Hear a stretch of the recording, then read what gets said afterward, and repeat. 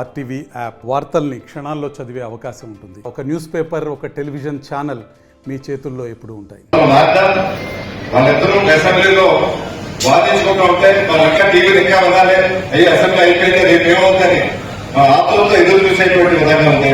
అటువంటి డిగ్నిఫైడ్ రాజకీయాలు అప్పుడు చేస్తే ఇప్పుడు తెలంగాణ రాజకీయాలు అసలు అసెంబ్లీ నేనైతే టీవీ గత 2-3 సంవత్సరాలే టీవీ చూడటమే లేదు, ముఖ్యంగా రాజకీయ వార్తలు చూడటం లేదు. ఎందుకంటే చూడాలని అనిపించలేదు, కుటుంబంతో చూసే పరిస్థితి లేదు. ఇప్పుడు అక్కడ అంత స్థాయికి అసెంబ్లీలో మాట్లాడే తీరు చూస్తామంటే మనం సిగ్గుపడాల్సి వస్తుంది రాజకీయ నాయకులు చెప్పుకోవడానికి. ఎందుకంటే రాజకీయ నాయకులు ఈ భాష వాడతారా అసెంబ్లీలో ఎప్పుడూ లేదు గతంలో. ఈ పరిస్థితి ఎందుకు వచ్చిందంటే ఎక్కడ ఉన్న వాళ్ళు అక్కడ ఉంటారు. మీకు అధికారం చేయాల్సిన చంద్రబాబు నాయుడు గారు జైల్లో ఉంటే, జైల్లో ఉండాల్సిన వాళ్ళు అధికారం కూర్చుంటే త్వరలోనే వార్తలు మారితే జైల్లో ఉన్న వాళ్ళు అధికారంలోకి వస్తారు. ఇప్పుడు అధికారంలో ఉన్న వాళ్ళు అది మీరే పూరించండి. అటువంటి మంచి రోజు రావాలి. ఎందుకంటే రాష్ట్రంలో ఇటువంటి నాయకత్వం ప్రజాస్వామ్యంలో ఉంటే చాలా తేడపూర్లాంటి నాయకత్వాలు ఇవి. అందుకే నాకు ఆ కుటుంబంతో చాలా సన్నిహిత సంబంధం. అయినప్పటికీ దూరంగా ఎందుకు వచ్చేసానంటే ఇటువంటి వికృత చేష్టలు ఉంటాయని నేను గ్రహించే ముందుకు వచ్చాను. కాకపోతే రత్నాకర్ మాట్లాడు కొద్దిగా లేట్ అయింది కానీ నేను చంద్రబాబు నాయుడు గారు చెప్పాను 2009లో చాలా ఘోరమైన పరిస్థితి ఉంటుంది, మీకు తీవ్రంగా గెలవాలని ప్రయత్నం చేయాలి. నేను పార్టీలో జాయిన్ అవ్వకపోయినా మీకు మద్దతు ఇస్తానని చెప్పి ఒక ఎలక్షన్లో తిరిగి అసలు నేను ఫస్ట్ టైం జీవితంలో తెలుగుదేశం పార్టీకి ఓటు వేసి 2019లో ముఖ్యమంత్రితోనైనా నేను డైరెక్ట్ గా ఫోన్ చేసి మాట్లాడగలుగుతాను. ఇర్రెస్పెక్ట్ టు ఎనీ పార్టీ, బీజేపీ ముఖ్యమంత్రులు కాదు, వేరే పార్టీ ముఖ్యమంత్రులు కూడా నేను ఫోన్ చేసి మాట్లాడుకునే యాక్సెస్ నాకు ఆ దేవుడు కలిగించారు. అలాగే కేంద్రంలో ఏ మంత్రితోనే కానీ ఫోన్లో మాట్లాడి నా సమస్యలు చెప్పడానికి ఉంటుంది.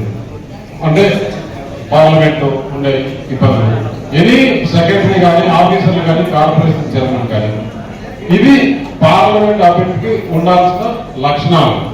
అవి నాకు 12 సంవత్సరాలు తెలుగుదేశం నుంచి రాజ్యసభ చేసినాం కాబట్టి, అందులో చంద్రబాబు నాయుడుతో మొత్తం తిరిగాను కాబట్టి, దాని తర్వాత ఈ 5 సంవత్సరాలు భారతీయ జనతా పార్టీలో ఉన్నాను కాబట్టి నాకు ప్రతి ఒక్కరితో కూడా పరిచయం కాకుండా నేనంటే ఇష్టపడతాను.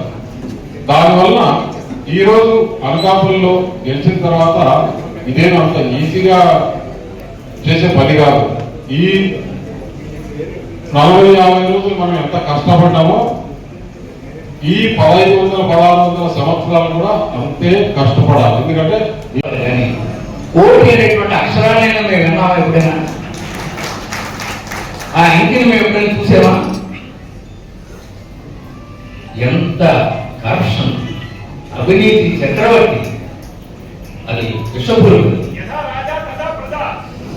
ఆ విధంగా అవినీతి అనకాపల్లికి ఎంత గౌరవం ఉండేదో, అనకాపల్లి ఎమ్మెల్యే అంటే చాలా గౌరవం, అనకాపల్లి ఎమ్మెల్యేకి ఎంత గౌరవం ఉండేదో ఆ గౌరవాన్ని పూర్తిగా చెడగొట్టింది. ఇప్పుడు ఆఖరికి ఏమైందంటే కొంతమంది అనకాపల్లి ఎమ్మెల్యే అయితే ఏ వ్యాపారం చేసుకోవట్లేదు, సుఖంగా ఎమ్మెల్యే అయితే 500 కోట్లు సంపాదించుకోవచ్చు అని ఇక్కడ ఎమ్మెల్యేగా వస్తున్నారు. అది మనం గుర్తుపెట్టుకోవాలి. మనం అమ్ముడు పోయే మనుషుల కింద కొంతమంది రాజకీయ నాయకులు మనం ట్రీట్ చేస్తున్నాం. కాబట్టి 10 ఏళ్ల నుంచి ఏఎస్పేటను వదిలేసి, మండలాన్ని వదిలేసి, జిల్లాను వదిలేసి, రాష్ట్రాన్ని వదిలేసి అమెరికా పారిపోయినటువంటి వాళ్ళని ఇక్కడ క్యాండిడేట్ గా పెట్టారు. ధనమ్మ కొడుకు ఎక్కడ ఉన్నాడంట? ధనమ్మ ఇంట్లో పెళ్లిళ్ళు జరిగాయి, ఏ పెళ్లికైనా అతను వచ్చాడా? ధనమ్మ తరఫున మేము అంతా చేసాం, ఏ ఎన్నికల్లో అతను కనపడ్డా? అసలు నేనే చూడలేదు ఎప్పుడు. నేను ఉదాహరణ అసలు ధనమైన కొడుకును పోల్చగలుగుతుందా, పోలిస్తుందా లేదని. అదంటే ఏదో బెంగళూరులో ఖాళీ ఉందట, ఎక్కడ నాకు కోరపడలేదు.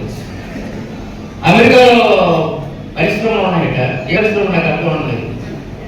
నా కోట్ల రూపాయలు నేను ఇస్తానని చెప్పి జగన్మోహన్ రెడ్డి గారికి చెప్తే ఆయన మరి ఎందుకు ఇచ్చారో నాకు తెలియదు. అంటే అక్కడ ఏ మధుమందు వ్యాపారమో చేసుకుంటాడు, లేకపోతే అంతరావు ఎక్కడ వస్తుంది? మామూలు క్రిమినల్ కాదు, ఖచ్చితంగా పెద్ద క్రిమినల్ అయ్యి ఉంటాడని నాకు బాగా నమ్మకం. ఎందుకంటే ఎక్కడ పోయినటువంటి ఏమి బిజినెస్ ఏంటంటే ఇక్కడ ఉన్నటువంటి వాళ్ళకి ఉద్యోగాలు ఇప్పించడానికి కమిషన్ తీసుకుని ఉద్యోగాన్ని అవకాశిస్తుంది. అలాగే కమిషన్ తీసుకుని ఉద్యోగాలు చూడ ఎంతమంది అండి.